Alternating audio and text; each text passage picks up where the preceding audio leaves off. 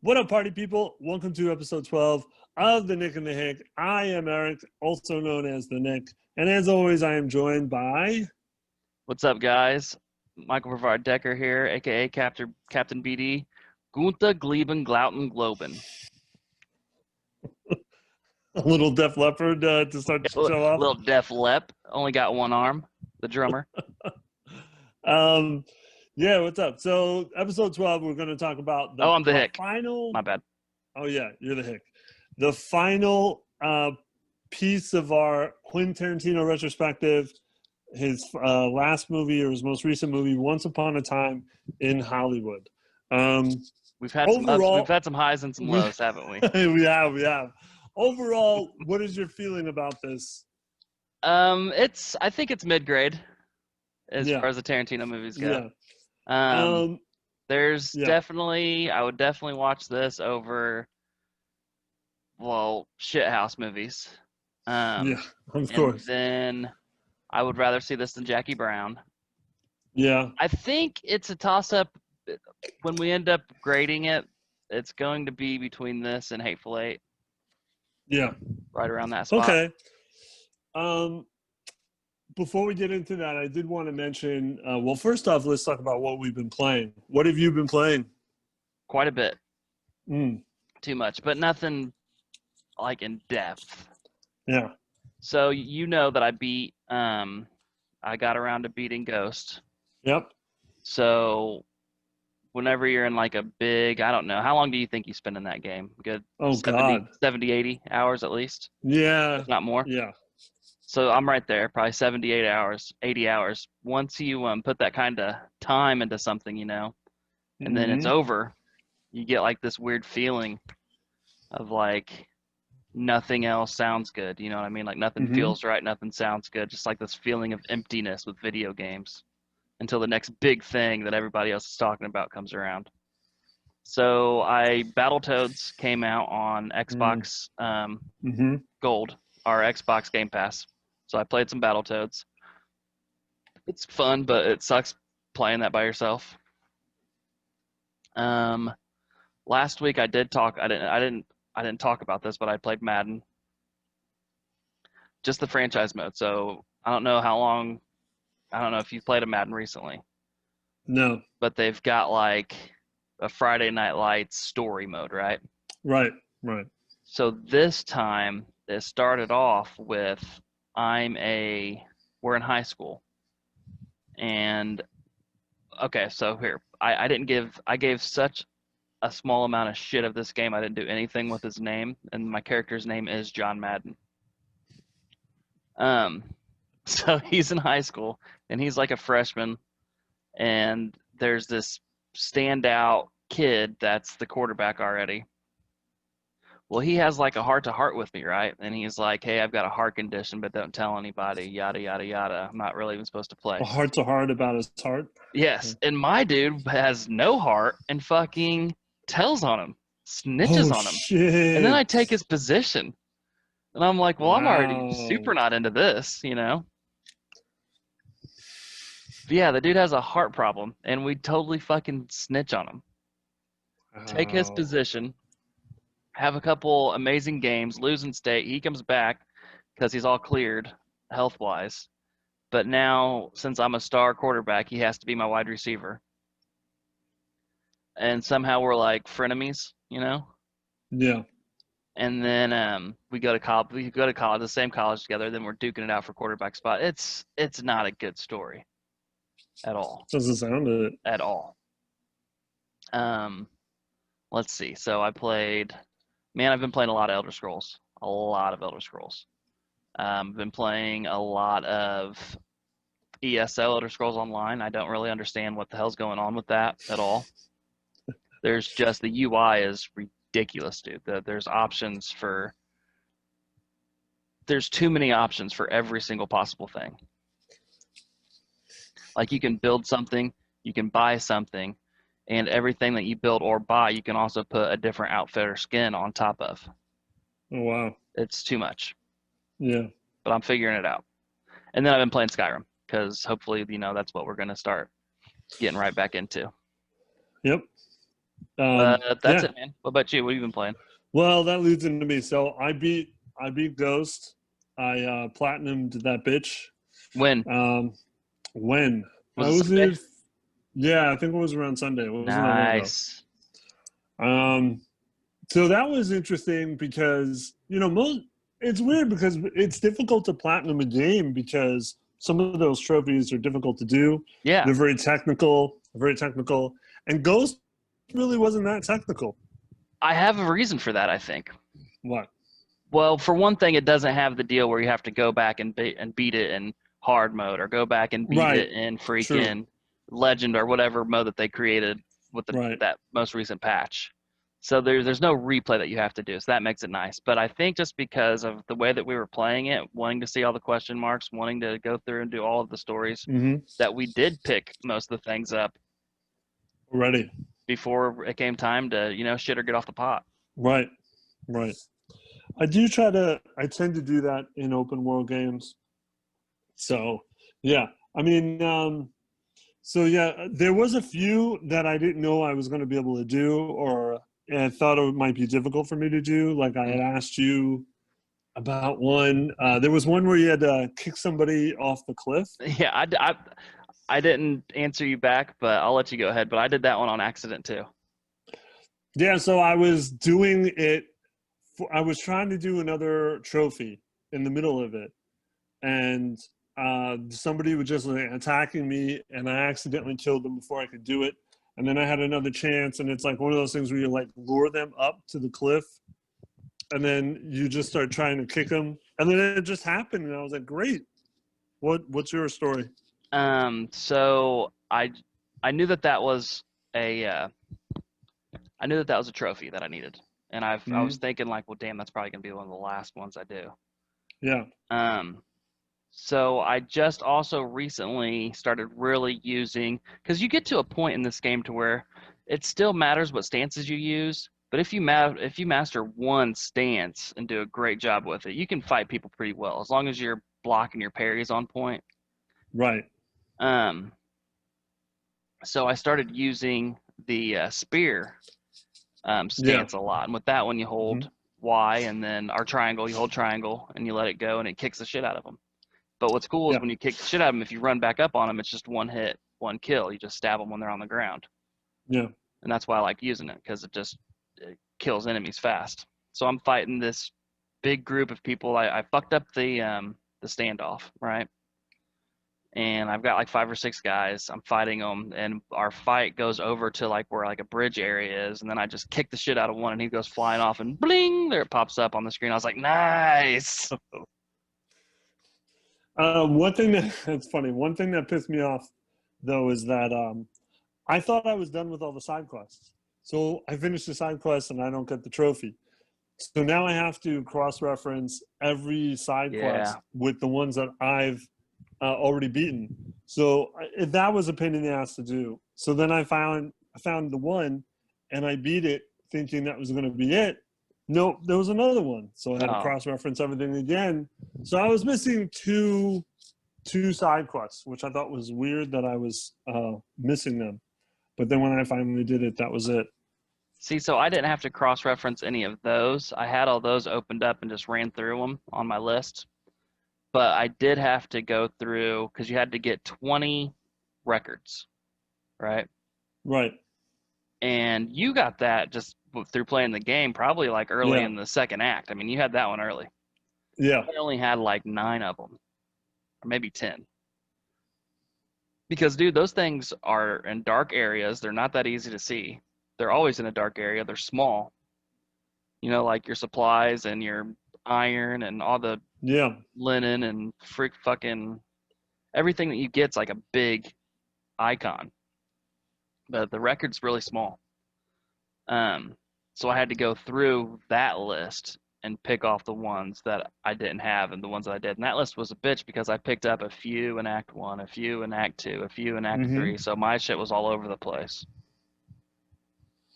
Well, I had on the that outfit that helped, that vibrated the controller every time you were near it. And records always seem to be in Mongol camps. Yeah. So I always just like looked out for them whenever I cleared out a Mongol camp, and that's pretty much how I got them. So in that outfit, I started helping me out the most. So like when you have, and like if you're inside of a house or like around one of those fucking yurkas or jerkas or whatever they're called, the huts, Mm-hmm.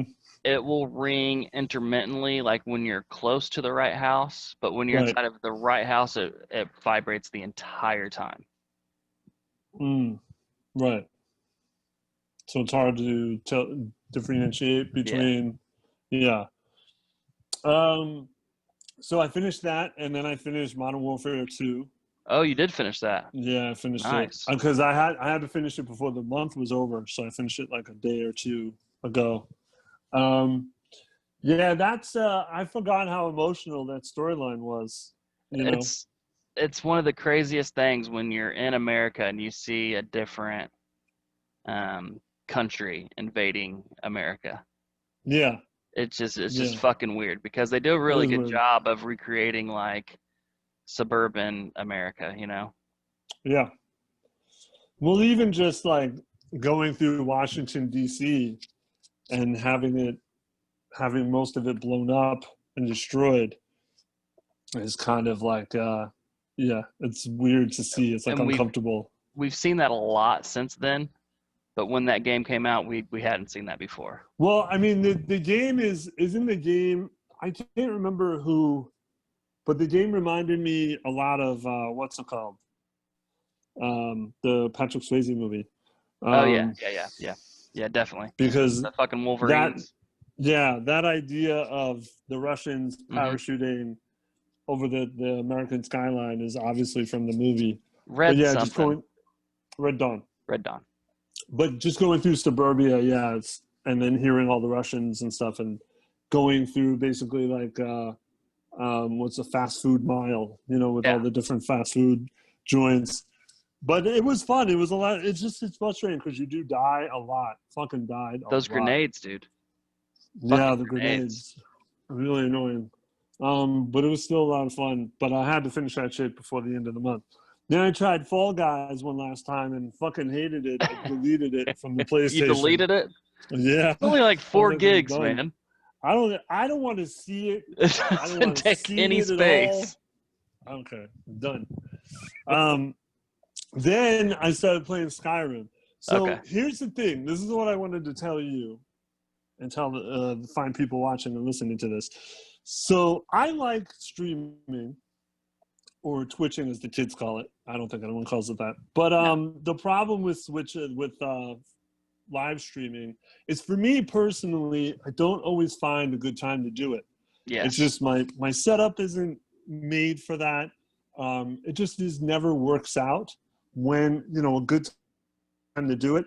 So what I thought was I record like a full 1 hour clip of me playing the game, right? And then I add audio to it, and then I post that on our YouTube page, or group YouTube page. Yeah. So what do you think of that? I think that would work the same. You probably get better editing. Yeah, better editing. Definitely better editing. I mean, it's probably not going to be an hour. It'd probably be a little less than an hour, which would make it, because in Skyrim, when you're doing a lot of walking, yes, or running, and a lot's not happening. So unless you have good commentary while you're walking, you might as well just cut that shit out. So it's definitely going to be less than an hour, and hopefully it's funny. It was probably more corny. Probably going to be more corny than funny. But so I played that last night. I recorded it. I'll probably add, and then just probably do that. Would you play about an hour, you said? Yeah, about an hour. Okay. I mean, I'll probably play like maybe an hour back to back. You know what I mean? Like, I don't necessarily am just going to play. I'm not going to necessarily just always play an hour. Like, I'll probably play more than an hour, record it all, and just put it out. Record it at an hour. Right. And probably just put it out interval. As an hour. Right. So I thought that was interesting. And I'm really just going to try to do the main storyline. Yeah, me too. So it's not going to ventured off. I've ventured off enough. I've ventured off course enough to where I'm like, man, it's going to take real long if I keep doing it. And I've never beat the main storyline. Yeah, the You know, end's out of cool. The all the Last Dragon, hours, he's awesome. out Anduin of or all whoever the it is. hours, Alduin, Anduin. yeah. So that should be interesting. So look out for that at least. I thought about doing that. But yeah, that was it. That's Okay. all I've been You actually playing. played quite a bit. Yeah, yeah. But I just want to say I do agree with you that after you play a big It's a open world game, weird you just don't give a shit feeling kind of comes over you. it's like taking a big dump. Like Yep. you're just really out Like, of it oh man, and what next? exhausted. Yeah, what next? And usually I don't play another open world game after that because Yeah. it's like I just did this. I don't want to do it again. I But think Skyrim Skyrim, doesn't matter because we've done it so much. yeah, You know, I mean, we've done it. It's like a fucking Mario to us, basically yeah, now. yeah. I'm taking it a different approach. Yeah. You know, playing it straight. Haven't played it straight in a long time. No venturing. So That's where I really have to like don't venture off track anymore. yeah, Like stay on the I'll beaten just path. if I'm near an undiscovered location, like I'll go and discover it. Yeah. But otherwise, I'll just go straight to Because the yeah, dude, the storyline. next open world game that we have is the one that people have been talking about for fucking years. What? Cyberpunk. Oh, yeah. Wow. I can't wait for that. All right. So then we're talking about our last Quentin Tarantino movie, the Once Upon a Time in Hollywood. This came out in 2019, so this is still pretty recent. Pretty recent. It's 161 minutes long. Damn, So just under 3 hours, bro. yeah, Just under. yeah, And it felt like it. it did. It did feel like it. So this is his paying homage to 1960s Hollywood. Even the name itself, the title of it itself, is like paying homage to other, because there are other movies with that title. Once Upon a Time in ... whatever it would be. There's a Western. There's like, I think there's Japanese movies or Hong Well, they're Kong on the movies. set of Green Hornet. Yeah. No, but I mean with that title. You Okay. know, there's Once Upon a Time in the West. There's Yep. Once Upon a Time in America. There's Once Upon a Time in the, proctologist's office, whatever it is. So it's like there's so many other titles, movies with that title, and that's just Okay. again him paying homage to all those other movies. So it's 1969 Hollywood, and like I said, this pays a lot of homage to 60s Hollywood, and we get a lot of it. Yes. Too much. The entire time. Yeah, the entire time. Because once again, Tarantino doesn't know how to edit. There's a few times where I'm watching this and I'm like, I'm thinking of you like, Jesus, dude, come on. Why do we need all this? Yeah, really. And then we'll definitely get to it. 69 Hollywood, and Leonardo DiCaprio plays Rick Dalton, which is a great name. It is. For a 60s actor. He had been a star of a 50s Western TV show called Bounty Law, where he played like a bounty hunter. Which sounds just like an old show that, Yeah. your dad would watch, And you know what's really funny you should say that? Is watching this movie reminded me of my father. Yeah, me too.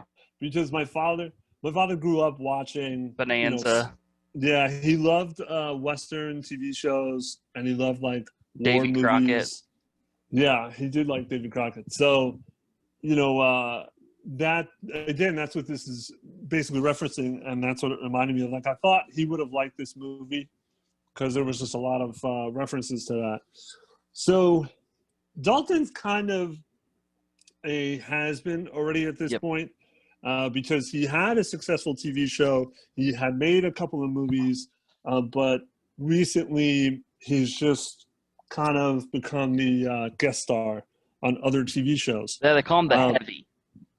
Yeah, because he's playing a villain. Yep. And they touch up on this where like that's when you start to realize your career is fading, is when you go from headliner or top billing to guest star and playing a villain of the week. So he meets casting agent Marvin Schwartz, who's played by Al Pacino.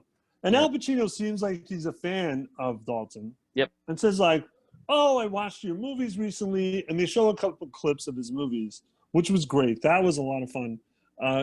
He does that one war movie with the eye patch. The eye patch and where- his flamethrower. What is it that he says? Did somebody order a Extra fried rice or something like that, or extra fried sauerkraut? fried sauerkraut. That's it. Because it was So Germans. Fried sauerkraut.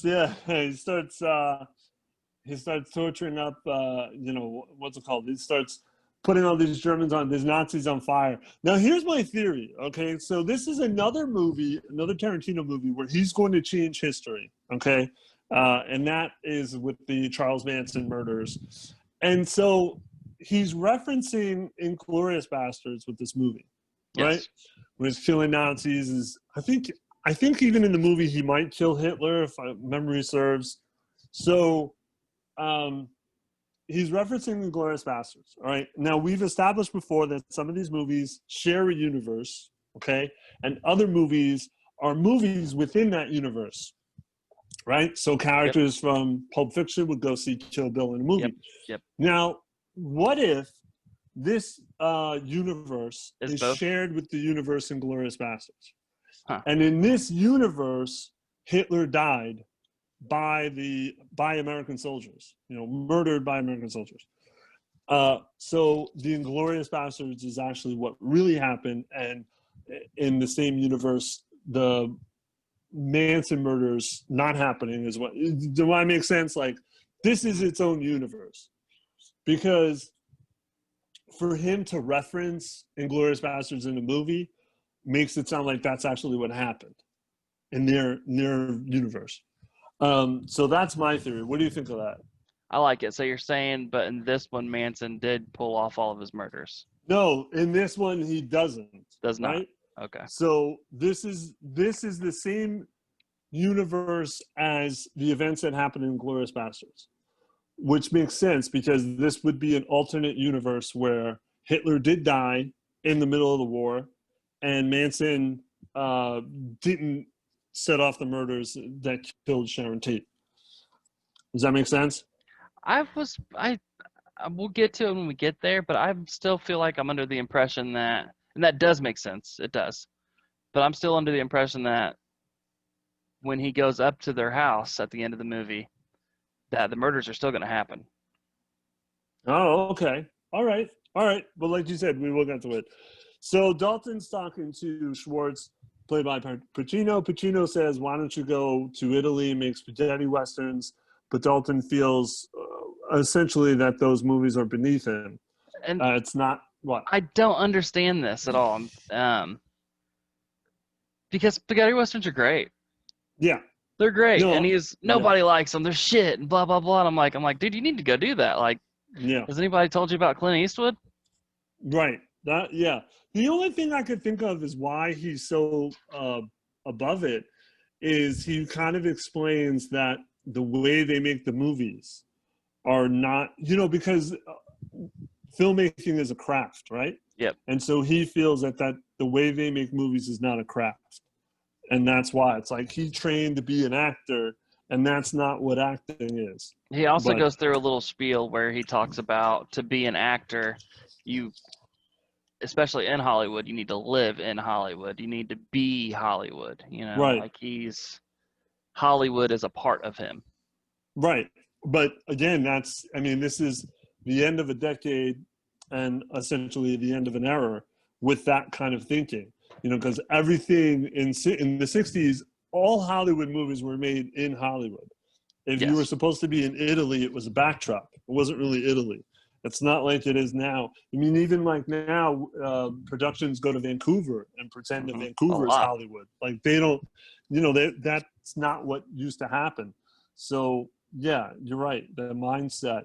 This is the end of that. So his best friend is Cliff Booth, played by Brad Pitt, who is a stunt double, an aging stunt double, and he also does a lot of handiwork for Rick, which is kind of demeaning. He's kind of shitty at it. Cliff, yeah. Like when he's doing the antenna, like he's just daydreaming and shit. It's like, dude, get back to work. He's just up there drinking beers and smoking cigarettes and daydreaming. Yeah. It's like, you're going to get paid for this. Get back to work.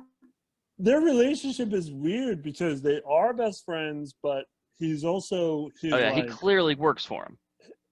handyman. Yeah. He's his handyman, an occasional stunt double. Well, I mean, we find out that Cliff Booth is pretty much blacklisted for the Yes. most part in Hollywood productions, but also the fact that Rick is not the name he used to be, so he can't really get Cliff the jobs he used to be able to get him. You know, if Rick is going to be a guest star on a TV show, he's not going to be able to get Cliff his own like part or stunts because he's not the name he was. We later find out that Cliff is living in a trailer with his pit bull Brandy, which is just so sad. Like all that. Yeah, but shit doesn't is it just so seem like he sad. just doesn't give a shit? Like he just really doesn't. Yeah, it does seem like he doesn't give a shit. But I didn't know. First time watching this, I didn't know where it was going to go. Yeah. So I thought that it was going to get to a point where Cliff was tired of his life and tired of being, so pathetic, and he was going to like tell Rick off, but he never does. He never tells Rick off. What else? So he even drives Rick around because Rick had his driver's license suspended due to his DUI arrest. Moment because here's something that I like that Tarantino started doing probably about 3 or 4 movies ago, is having other actors narrate other than himself. Yeah. So Kurt Russell's who's narrating this. Right. And I don't know, he's funny because he says, "Oh, this is Booth or whatever," and he's driving me around because my car's in the shop. And then Kurt Russell goes, "Well, that's a bunch of bullshit. Well, here's the real story." Yeah. I do remember that. That is funny. So yeah, one of the reasons why Rick is kind of fading is because of his alcohol problem. Yeah. So we get, I don't know when this happens, but we get a little bit of an insight on Cliff that one of the reasons why he's blacklisted is because people think he murdered his wife. It was on the Green Hornet set. Right. And this was him daydreaming, taking a fucking break when he was supposed to be putting Rick's antenna. Right. Yeah. Why he thinks of, for somebody who doesn't give a shit, why is he dwelling on that?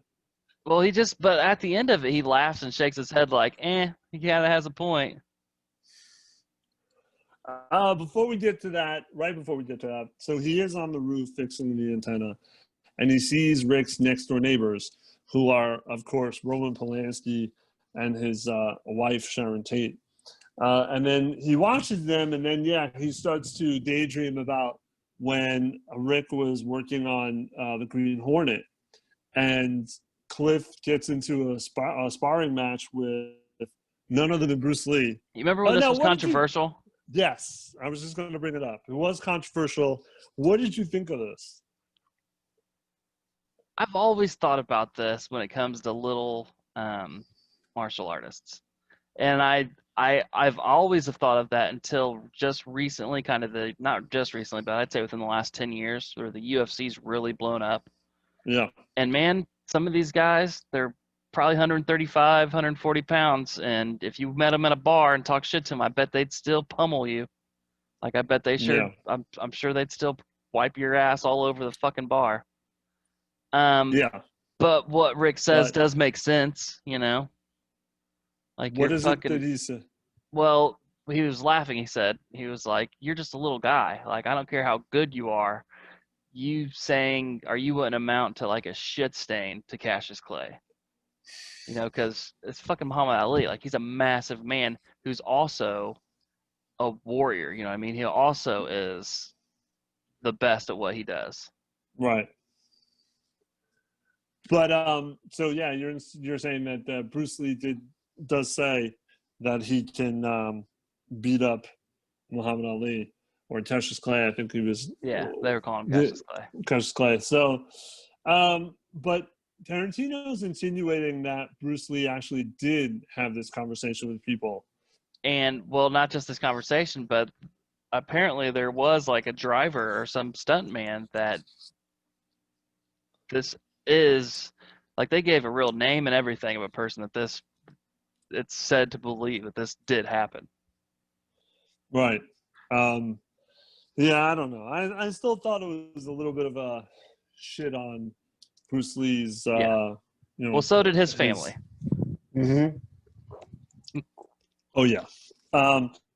So anyway, they get into a fight, and of course, Cliff beats the shit out of him, and he gets into a lot of trouble because he just beat up the star of the show that they were on, and so he ends up getting fired. And that's another thing is I don't think Lee. I mean, correct me if I'm wrong, but at that point, Lee doesn't step in, right? No. And say like, "Hey, I'm the one No, who he just started wants to make this." it a point that he didn't get beat up. Right. Like, because Zoe Bell comes out and she's like, "You beat up our fucking lead." You know what I mean? He's like, "Hold on, nobody beat Bruce up." Just so we're all clear, nobody beat up Bruce. So you had mentioned Kurt Russell. So Kurt Russell's in the scene, and he plays like the lead, like the head of the stunt department, I guess. Maybe the stunt department, some type of production. So is he related to Stuntman Mike from? Oh, he'd have to be, right? Yeah, I tried to look this up, and I think someone somewhere said that it might have been his father. Mm-hmm. But I don't know. The Kurt Russell's pretty old in Death Proof, so I don't know if the timing really matches. But yeah, because what is it? Death Proof's what, like 2000s? We could say. Yeah. 2007, 2008. Yeah, like 7. That. I would have said 7. So now you've got 37 years. I'd say he was in his 40s, so maybe they had a 10-year-old kid at home. Yeah, right? So it's possible. And it would have been him and Zoe Bell, 2 fucking stunt people. Yeah. 2 people in Death Proof too. Yeah. So yeah, where do we go from there? So that kind of establishes how the both of them are kind of, ousted or kind of just like forgotten or has-beens. They're both damaged. That's really, I think, the best way to describe it. We kind of see Sharon Tate at one point. Man, she's smoking hot in this movie, isn't she? Margot Robbie. Yeah. Because she's not like slutty. She's like, no. She's Hollywood glamorous. You know what I mean? Like she's so fucking pretty in this movie. But we follow her. She stops at a movie theater because they're showing the movie that Sharon Tate is in. And she goes in and tells them that she's Sharon Tate. She's in this movie. She wants to see the movie. They let her in for free. She watches it. With her dirty ass fucking feet. Yeah. She watches it gleefully. But what is the point of any of this? Like, does any of this really matter? He wanted to put feet in his fucking movie. Yeah. Yeah, because he couldn't do it in Hateful Eight, so he had to do it in this one. Like more than once. Doesn't he do it? He does it more than once in this movie. Well, yeah, the girl that keeps trying to get with Brad Pitt puts her feet up in the car and everywhere. I think. She does. So we watched Sharon Tate watch the movie she's in. And by the way, again, correct me if I'm wrong, they show the actual movie. Yep. And they picked a good clips of Sharon Tate because like she's wearing like a handkerchief, or not a handkerchief, but a scarf, and she's got great big sunglasses on, so you can't really be like, well, that's not fucking Margot Robbie, you know? Right. But again, I mean, showing her living next door to Rick is one thing, but then we follow her for like a really short amount of time. I don't know if it was really needed. If that was really needed. So Rick is casted to play the villain in a pilot of a Western TV show called Lancer. And on the set, I love his outfit, his getup, the big long mustache, and it looks pretty good. He's like, he's made to look like a typical like Western villain. So he strikes up a conversation with his co-star, who's 8 years old. And like this is like a real actress, like she's 8, but she's smart. And I think that Rick has this misconception that just because she's a kid, she's going to be, a kid. And she ends up being smarter than he is. So, during filming of the episode, he struggles to remember his lines, and then he goes into his trailer, and he just freaks out. Yeah, I like this scene I do actually too. because it shows a real frustration. Well, You yeah, know, it and makes him extremely relatable. yeah, very relatable. Because I think as him being an actor, he's expected to be a certain way. Which we've And seen him in this movie practicing his lines. He was right. And in he's he was in his pool. He had his recorder on him, and he was going right. through lines. And he has this large expectation, and he shows that he is a flawed, normal person, and he can't live up to that expectation, or he's nervous, or not ready to live up to that expectation, and then he freaks out, and he has every right to be angry at himself, because it makes him look like he's not prepared, makes him look unprofessional, and he's not ready for that expectation. But he ends up But at this point of the movie, like, he has such a hard fucking time with himself just now for fucking up those lines. I mean, he tells him he threatens himself of blowing his brains out. He's like, "I'll fucking blow your brains all over the wall." Yeah. But after this movie, his acting and after this point of the movie, his acting and his career goes up. You know what I mean? Like, everything. Yeah, because he does he's the scene, like in this scene, he makes a stand that he's done fucking up. Right. And so he ends up delivering a strong performance, and then it impresses his 8-year-old co-star and impresses his director. And it helps him with his confidence. There's a lot of other, 60s actors that are mentioned. I don't know, did I gloss over the whole thing with Sharon Tate? What? When we were at Brad Pitt's horrible trailer. Yeah. Horrible. That was just gross inside, wasn't it? Yeah. What is it? It reminded me of Bud. Gross fucking trailers. Yeah, it reminded me of Bud. Like, he putting cigarettes out and beans and shit, and that dog food. Like, I don't know how he has such a fucking healthy ass dog with what he was feeding it. Yeah. But Mannix was on TV. Yeah, Mannix was on TV, and that was the connection to Hateful Eight. Because there's a whole thing described about Sharon Tate and how Sharon Tate is with Roman Polanski, and it's kind of, I don't know, maybe it was just my interpretation, but it was a little insinuated that Sharon Tate was only with Roman Polanski because he was an up-and-coming or big Roman Polanski, because he was a big director. Yeah. Because Steve McQueen is mentioned, and how Steve McQueen's is like. How do you like the actor that pulled him off? I wasn't feeling the connection. No. When I heard, because he's from what's it, Homeland? Yeah. And he's been in a few things. And he's British in real life. So when I saw he was the one playing Steve McQueen, I was like, really? Like, I just don't, not to use the word the kids use, but, Steve McQueen had swagger. Yes. And this guy does not really portray that swagger. But yeah, Steve McQueen goes on and on. He basically says like how he can't believe Sharon Tate got with Polanski. And again, it's insinuated that it's because it would have helped her career.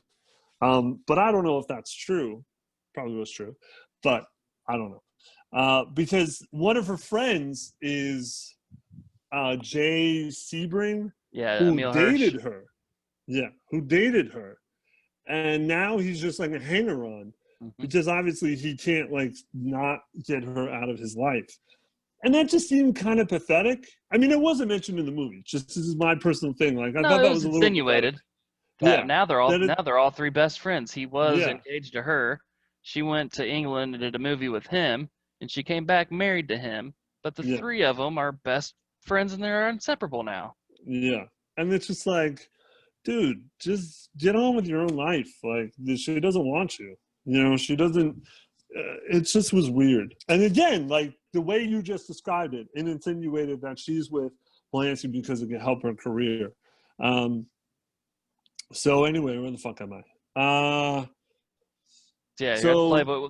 The Playboy scene was cool because you had Steve McQueen, you had Mama Cass was there. yeah,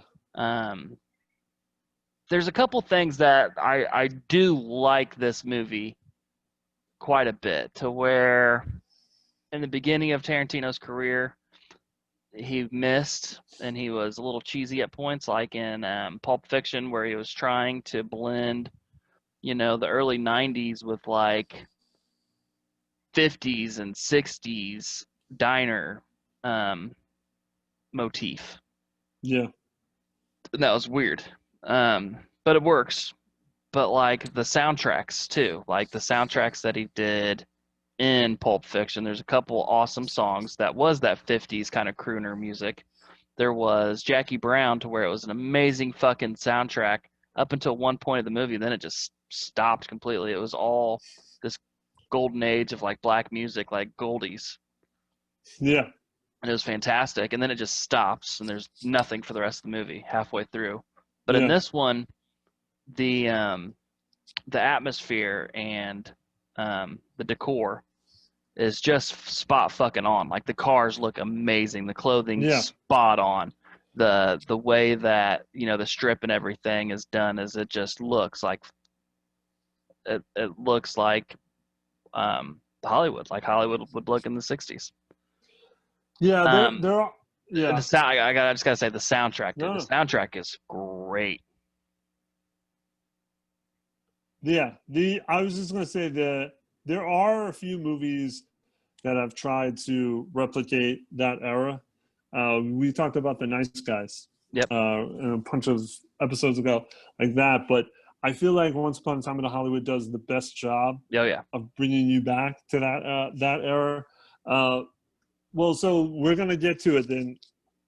While Rick is doing the TV show, Cliff is driving his car because he's his handyman, he's his chauffeur, he's everything. While he's driving, he picks up a female hitchhiker named Pussycat, who he had seen before A couple in times. other instances a few times. Now, this is where two things happen, in my opinion. One, we really delve into the 60s, universe, like what you just said. But also at the same time, this is where Tarantino could have edited, because there are a lot of scenes where Cliff is literally just driving around Hollywood, listening to the radio, and on and on. I mean, it goes on and Well, on. we did that for and a couple on. times. We did that the first time that Rick leaves, or that Cliff leaves Rick at his house and he's driving around to his To his trailer. place. Yeah. We do that. We do the whole fucking, he's on the interstate cruising and listening to good music. And now we're doing it again. Yeah. And, again, like, this is Tarantino. He really wants you to be immersed into this world, which is great. But again, we did it more than once. And he plays not only music, he plays old commercials, which I would bet anything these are the actual original commercials that he found, and he put them in. But again, we don't need, it kind of, what it reminded me of? Grand Theft Auto. Just like driving around the city. For no reason, just driving. For no reason, just driving around and listening to the commercials and the music. And like Grand Theft Auto 3 and Grand Theft Auto 3 and Vice City were like some of my favorite parody commercials. Yep. That I would literally just sit in the car just to re-listen to these parody commercials. I would listen to like the talk radio stations. Yeah, talk radio. Just listening to their bullshit made up world. I thought it was hilarious. But the 80s was hilarious because they emulated old 80s movies and TV shows in the cartoons. And I mean, to this day, I will go find them and listen to them. But that's what it reminded me of. Just driving around, dicking around, just listening to the radio. So is he at the complex now? Huh? Now he's at the complex? Yeah. So he picks up the hitchhiker. She brings him. She says, drop me off at this ranch. What he once worked on, he used to work on this ranch. That's where they used to film Bounty Law. He knew the guy. He knows the guy who owns the ranch. And, of course, he notices that a lot of young kids or hippies are living there, which, of course, it's the Manson family. This was a very long scene. Too long. This is what I was gonna add this about your editing, about your struggles with Tarantino's lack of editing. Yeah. Once he finds Dern and he knows who he is and he knows that he's getting taken advantage of and they tell him to leave and he says, I'm not going anywhere. Then it becomes this. Hey, go get this person. And then we watch him go get this person. And then the people are talking to this person and said, hey, well, there's a guy over here. So then we see the guy go over there and talk to this person. Like it's so like in a video game, this is fucking fetch questy. Yeah. Yeah. You know, like, hey, tell this person this over there. Then this person goes tell this person this over there. Then like we follow it every fucking step of the way. Yeah, and we see a lot of these hippies. And mind you, you know, most of these hippies or these people are real people. These are all real people in history. And you see like his relationship with this hitchhiker he picked up who wants to fuck him. Their relationship just deteriorates very like before your eyes because at the end of this it's like they all hate him now, you know, because he talks to Dern. Dern doesn't really know what the fuck he's talking about, and he doesn't fucking care. Yeah, and he doesn't care. So he finally leaves. Pitt goes to leave, and then he discovers that one of them punched his tire, you know, poked his tire. And then he goes and forces the guy to change his tire. After he fucking throat punches him. He beats the shit out of him. And then makes him change his tire. And then they go to get Tex, because we see Tex, who again was a real person, and he was one of the murderers. And he's like, they own this, well, they're squatting in this ranch, and what are they doing? They're getting people. They're doing like canyon tours. Yeah, canyon tours, and they're just taking this old man's money, basically. And so they get Tex. They had already gotten Tex to look at Pitt, and, you know, we realized that Pitt wasn't a threat. But then all this other shit happened, and then it's like, oh, go get Tex again, and Tex has to ride back. We don't need to see any of this. No, that's what I'm saying. But hey, go get him. All right. Now he can leave. But go get him again. Yeah.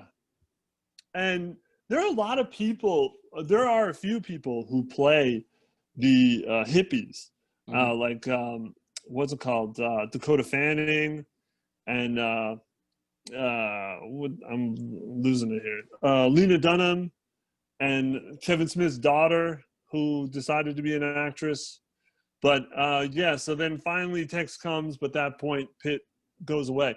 I wanted to say this: there are, you know, adding to the point that there are a lot of people, so there are a lot of cameos. I watched this movie like a few months ago, and you had said you had too, but you recently rewatched it. The problem with this movie is there are so many people in it, but almost none of them have any significance in the movie. And they never come back. Like reading the list of people, like Luke Perry's in this movie. I don't even recognize him at all. I don't even remember. I saw that in the opening credits, and I was like, who the fuck is he? Yeah. But the point is like their roles are not memorable. Al Pacino barely, yeah. No, I mean, after that, you don't see him again. Yeah, but that's just one time. He's playing Buck. He's playing a fucking. Well, actually, he's playing like all of his people, isn't he? Basically. Yeah, he's a sheriff. Joe Gage looking motherfucker. Yeah. Well, he doesn't really have much of a range. Let's be honest. You know, he plays like tough as nails bad guy or tough as nails good guy. Maybe like, he's it's a little soft too. I don't know. Yeah, with the soft side. Yeah, right. So anyway, so that happens, and then Al Pacino comes back, I guess, because he books Dalton after seeing that. Another guest performance on another episode, he books him as a lead of a spaghetti western. Well, the one thing I do love about this movie is the mock posters that they had. So he cast him in a spaghetti western called Nebraska Jim, which is such a funny name for a movie. But there were a bunch of, I can't find them. There were a bunch of posters of, mock movies that he was in. So yeah, so he goes to. I mean, he fucking abandons Booth basically. Yep. You know, I don't know why you couldn't take him with him then. But they go for 6 months. He goes 6 months in Italy. And it's just like what you said about Sharon Tate. He comes back with a wife. Mm-hmm. You know, so he films 2 other movies, other westerns, and a Euro spy. I looked that up. It was called Operation Dynamite. It's horrible. It's so funny. So he marries an Italian actress. They come back. I guess. Well, and his movie was a success, right? Yeah. He comes back. He was very successful in Italy, and he's generating a bunch of buzz in America because of it. And he comes back with his new wife. They're still staying in the same house. And I guess Booth was taking care of the house while they were gone. Yep. But then he comes back and says, "You got to go, man." Yeah, I was going to say, he has a new wife, and he's like, you can no longer afford his services. And again, you're like what you said, Booth's attitude is just like, all right, you know, I get whatever. You know what? That when you were saying like you kind of feel sorry for him, I think I did the first time I watched this movie, and then after that, I've never have with watching this each time because you see his house, you know that he's got a history with he probably did kill his wife. Yeah. That was a funny scene where she's just talking. He just got up from snorkeling and she just was talking shit to him. Yeah. Just like completely degrading him. And he's got that fucking harpoon with him. And that reminded me of Pulp Fiction, of the way that he just like his hand was on the gun, a harpoon gun, and just accidentally goes off. So he is just his friend, and there's a couple times where he's like, "Look, man, I don't give a fuck. I just like hanging out with you. You know, like I just like being. I like fucking driving you around. Like, and he's got that attitude with his employment. You know, with his partnership of fucking DiCaprio. And then the last night that he's there, he gets that fucking LSD cigarette from that he's had this whole time. Yeah. How long has he had that fucking thing in his months? 6 months? Good part of the year. Yeah, half a year. I mean, is that gonna work anymore? Yeah, I don't know. I don't know. I was gonna say if it was like shrooms, then yes, but he's even like, hey, look, dude, like we can't afford you anymore, and you kind of creep her out. And he's like, well, can I just hang out tonight and fucking do these drugs here? Yeah, they have like one last hurrah. They have like one last party, and they last hangout. They go to drink. Yeah, and he has that LSD cigarette. Do they both smoke it? I can't remember. No. One of them smokes it. He doesn't. Just Pitt smokes it when he's walking his pit. Yeah. So they had gone out, and then, you know, the what's it called? Tate and her friend, her hanger-on, they go out to dinner. They come back to Tate's house. Booth smokes the LSD. He takes the. Yeah, I thought that too. It was like, you still have that fucking thing? Like. So sorry, guys, we left this out. So he bought for like a quarter too. It wasn't like 50 cents or something. Yeah. He bought an LSD dipped cigarette from fucking Pussycat. Pussycat, yeah. From the car ride that long ago. Yeah. Which again, we never see her again. No. We never see most of the hippies again. We only this see chick that attacks kind of looks like her, but it's not her. Who? Who pays them a visit? Oh yeah. Yeah. So, you know, now this is the night that the Manson family, Tex Sadie and Katie and Flower Child have decided to go murder everyone in Tate's house, just as Rick and Cliff are having their party. And as they're coming up, so the way it is in fucking Hollywood, the way that Hollywood is weird. So the driveway goes up, but then it splits into the two houses. Yeah, so like the two houses. It's like one driveway goes through another person's property. Yeah, which is weird. So then the car has to then go up. So they go up, what, like halfway, and then they get out and then start walking towards the Tate house. But they're walking in front of Rick's house. And he so they're going to be seeing this. Yeah, he doesn't. Oh, that's right. Doesn't he go into a big blowout? Yeah. Doesn't he like start yelling at them about fucking hippies? What's that piece of shit fucking car off of his road? Yeah. And then he says, okay, and then he goes and he moves it. Well, just fucking murder him. You're out there to murder everyone else in the house. Just one more dead Hollywood douche is not gonna, like, you know. And this was a recurring theme throughout the movie. Rick does not like hippies. Yeah. But that's like the sentiment of most people in the country at this point. Working people. Yeah, working people. And Manson family are like the worst representation of hippies. Yeah.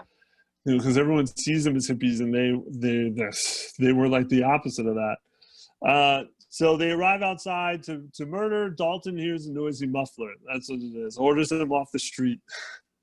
Get this piece of shit fucking car. So then they decide to kill him too, after Sadie reasons that Hollywood has taught them to murder. So one of them deserts the group, speeding off away with the car. They break into Dalton's house. They confront the wife and Booth inside. Booth recognizes them from his visit to the ranch, orders Brandy to attack. So she does. Yeah, goes after Tax, or one of them. And together they kill Tax and injure Sadie. Booth is stabbed in the right thigh, passes out after killing Katie. Sadie stumbles outside, alarming Dalton, who's in his pool listening to music on his headphones. He gets his flamethrower from the fucking Nazi movie. Which, like, how now? Talk about LSD. Would this thing even work? Like, when did he make that movie? Oh man, well, we know he's surgical with that motherfucker. Because he told Pacino that I practiced with the 3 hours for 2 weeks. Yeah. And then that was a pretty funny scene because, like, he's like asking the stunt coordinator, like, he's like, "Damn, that's pretty hot. Is there any way to turn this down?" The stunt coordinator's like, "It's a flamethrower." Yeah. I wonder if that's because back in the day, the actors would be taught how to do shit. Probably, yeah. How to do it. They taught them how to ride a horse. Anytime they were supposed to do something, they would teach them. And I wonder if that was like a little nod to that. And also, that doesn't always happen. I don't know how. I mean, how long do you think the fuel would last in a? I don't know. I mean, eventually that shit would evaporate. That would, I mean, shit, gasoline's only worth a damn for about what? Fucking a year, maybe? I mean. Yeah, it would have to evaporate. I mean, that thing was like, he must have done that movie in the early 60s. It'd have to have been at least 10 years. Oh, yeah. If not less, but still. His movie career before the spaghettis were a long time ago. Yeah. Yeah, a long time ago. And it's just like, that thing is dangerous. Why are you keeping that around for so long, too? Anyway, it's funny. Nowadays, when you see props like that for movies, they always have, like, the gas tank or something damaged, Yeah. Holes punched into it or something on purpose. In movies, a prop that big, they'd have multiple ones, like one that would work and one that wouldn't work. Yeah. Because they wouldn't want this is the only working flamethrower. They would build one that wouldn't work. So, can I also just say that Brad Pitt brutally beat on this woman? Yeah, and he acted pretty calm for someone on acid. Yeah. He was. His fight was like well plotted, like thought out. Yeah. He smashed her face in with the fucking can of dog food or whatever, and he fucked her up. So he incinerates one of them with his flamethrower. Pitt is taken away by an ambulance to receive treatment for his injuries. So what's the name? The hanger-on, Sebring engages Dalton in conversation outside, and Dalton receives an invitation for a drink. Because the whole point of the movie is like Rick feels like he's not important anymore and he's not being remembered. And I mean, that's the whole point of being an actor. It's like you You have a people have to time. recognize you, know who Yeah. you are. Yeah. It's like people, you have this power and eventually your power dwindles and no one talks about you anymore. Because that's the powers is are you remembered? Do people know who you are? So it kind of engages that like, oh wow, you're Rick Dalton, like we know who you are, we like you, we like your work. Why don't you come in and hang out with us? And again, his career comes full circle because now he's important again. And that's supposed to be the point of the Italian spaghetti westerns. And now it shows that he's, he gets to hang out with them, which he accepts. Now, Isn't it ironic, dude, that DiCaprio's playing like this washed up actor at the end of his career when fucking DiCaprio and Brad Pitt couldn't be anything other than opposite of that. Yeah. Like they are fucking especially 30 years easy in the limelight, both of them. Yeah, definitely. I mean, I would say DiCaprio more so because it seems like whenever DiCaprio's in a movie, whenever DiCaprio's in a movie now, he's just nominated for a bunch of shit. Yeah. So, yeah. But now you said at the end of it, I think you see Manson. Yeah. I think that they are still getting killed. I think that Francesca with Brandy is safe. But I think everybody in the fucking Polanski house, I think they're about to get murdered. But where do we see that? Like, where's the... I don't think we saw Manson, right? Did we see Manson again? I don't know. I don't think we did. Jay comes down, says, hey, man, what the fuck? I heard you guys had somebody, over there trying to kill you. Yeah. And he's like, yeah, this crazy bitch came in. I hit her with my flamethrower. My buddy took out 2 of them, and I got one with a flamethrower. He's like, it was fucking nuts, fucking hippies. And he's like, hey, man, why don't you come up here and have a drink with us? And he's like, oh, wow. My time has arrived. Yeah. But it just still feels, the aura still feels like he's going up there to meet his doom.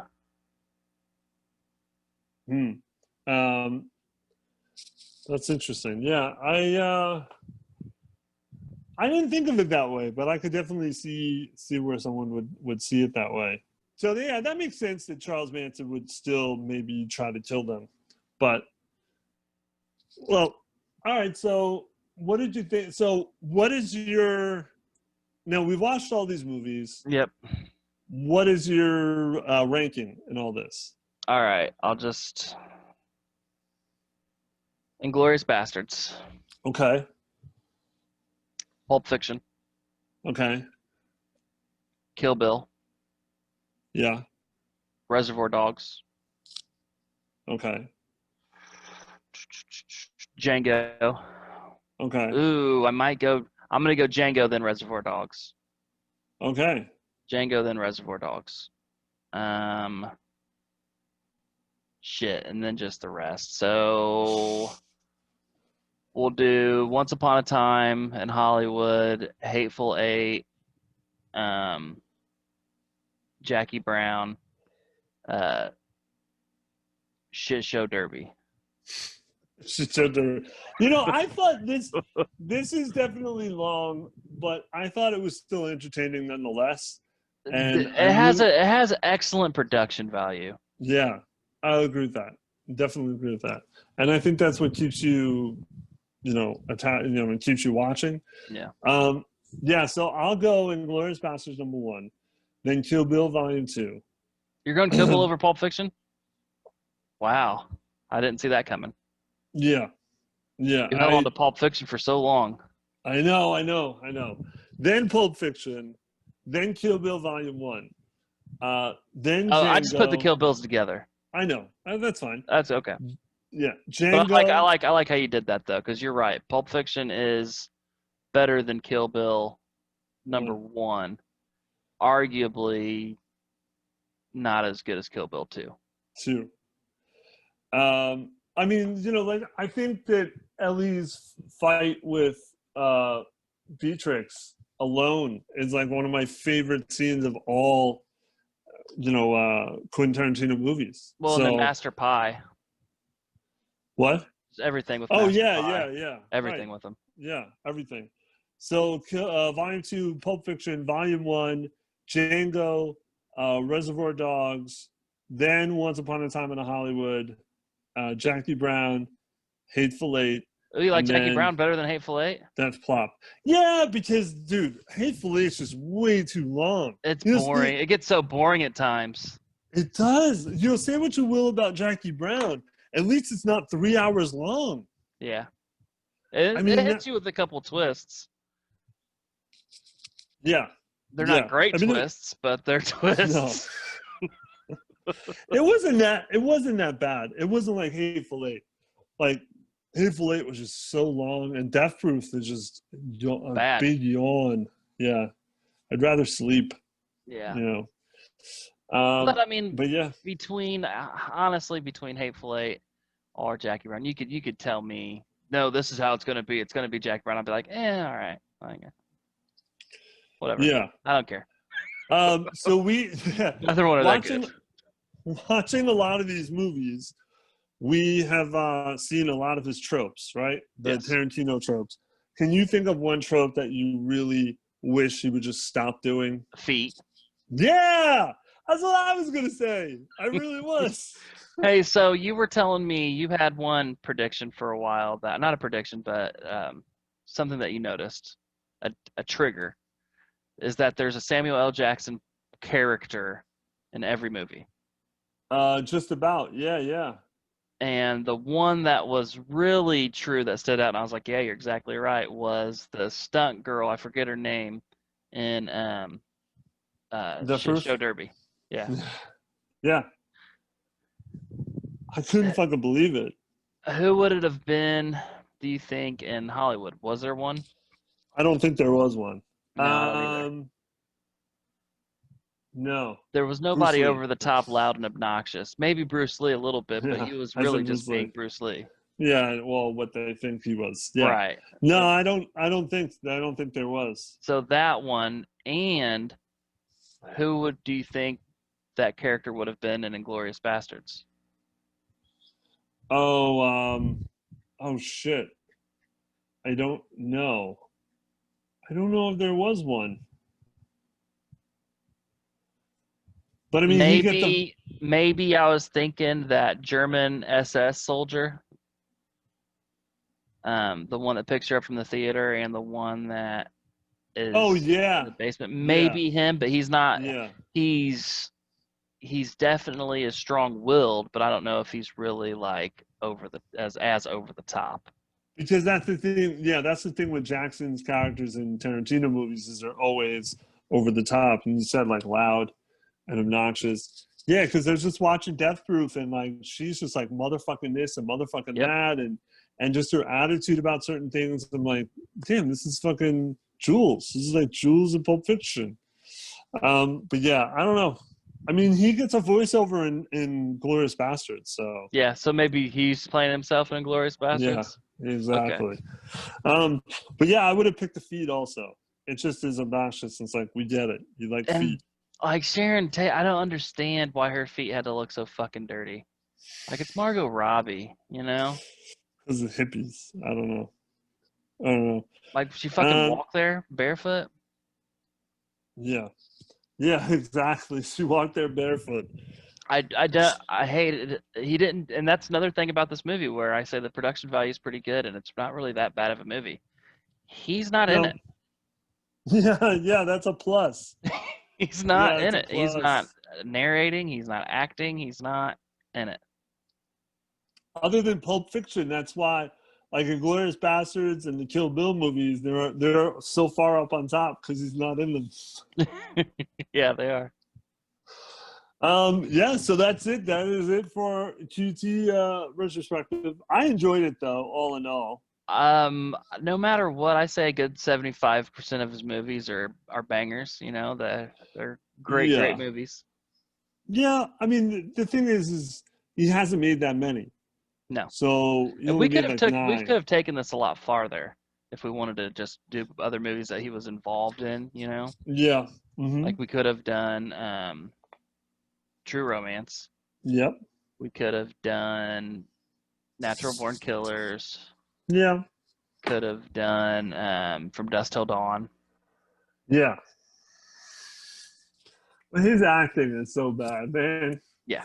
Did you ever see Desperado? Yeah. Yeah, that's a great movie. It's a good movie. But he's awful in it. It's a good movie. It's actually in my opinion, that's Robert Rodriguez's best movie. Oh yeah. And actually only really good. Yeah, I think you're right about that. Because I don't even care for Once Upon a Time in Mexico. No. See, there's another Once Upon a Time movie. Yeah. No. Yeah, Because that movie's not even really. When Deb gets his fucking eyes shot out, basically, it's like, how the fuck is he such a badass now, you know? Yeah. It's really more about him, more about Depp than Antonio Banderas. So we're definitely gonna do next. You know, I don't know if setting next week, but the next director we're going for is Michael. Oh, what the fuck was his name? Christopher Nolan. I don't know where I was getting Michael from, but and what are we gonna? Nolan, we'll start with what the following. Following, yeah. Nice. And then we're gonna cut out the Dark Knight trilogy. Yep. I mean, that makes sense to me. So, well, because at some point we're gonna do something Batman. We're gonna do something DC at some point. And why not have arguably the 3 best fucking DC movies in there? Yeah, definitely. All right, so that's I think that closes this out. Let's see, what do we have to don't forget to like and subscribe and comment. There you go. What else? We got our Facebook group that I'm sure everyone is a part of. Watch all these pods. Gamerish Network. Our group pod on Thursdays that goes live. What else? You buy my book. Buy his book. Champ. Eric Champ. Amazon. What am I missing? Our Discord. Gamerish Network Discord. Our merch. Our Spreadshirt. Gamerish. Yeah. All the links will be on the bottom. But yeah. All right. So then, if you guys are watching and you guys are listening and you guys want to leave some comments either here or in Discord or at our email gamerish537@gmail.com, give us some ideas of maybe some directors or movies you want us to talk about. Definitely. All right, but with that said, I am Eric and I have been the Nick, and I am Michael Brevard-Decker, the Hick. See you guys later. Later. Arrivederci.